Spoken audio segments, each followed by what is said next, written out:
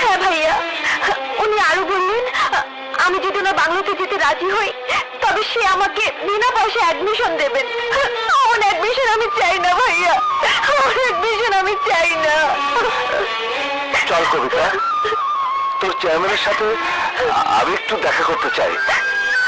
আয়। আমি জানতাম তুমি আসবে। তোমাদের মতো মেয়েদের আমার ভালো জানা আছে। কি রাজি তো? বাংলা বাড়ির ঠিকানাটা দেবো? হ্যাঁ, এই তুমি কি বেবিতে এসছো? ওর ভাড়া দাওনি? আগে ওকে বিদায় করো। স্যার, উনি আমার বড় ভাই। ও বড় ভাই, ভাইকে নিয়ে এসছো আমাকে ভয় দেখাতে? জি না, আপনাকে ভয় দেখানোর কোনো ইচ্ছা আমার নেই, কারণ আপনি একজন সম্মানীয় ব্যক্তি, একজন চেয়ারম্যান। তবে একজন চেয়ারম্যান হিসাবে আমার বোনের সাথে ওসব কথা বলা উচিত হয়নি। দয়া করে আমার বোনকে একটা সিট দিয়ে দিন, নয়তো নয়তো নয়তো তুমি কি করবে? প্রধানমন্ত্রীর কাছে ফোন করবে? করো। তার কাছে ফোন করবে? করো। যাকে ইচ্ছে তাকে ডাকো। গুন্ডামি করতে এসছো এখানে?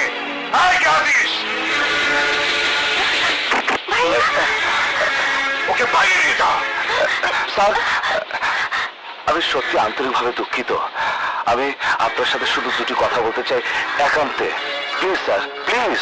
আচ্ছা ঠিক আছে ঠিক আছে, এই গরিব বেচারা দুটো কথা বলতে চায়, শুনেও কি বলতে চায়। এই তোমরা যাও, বাইরে যাও।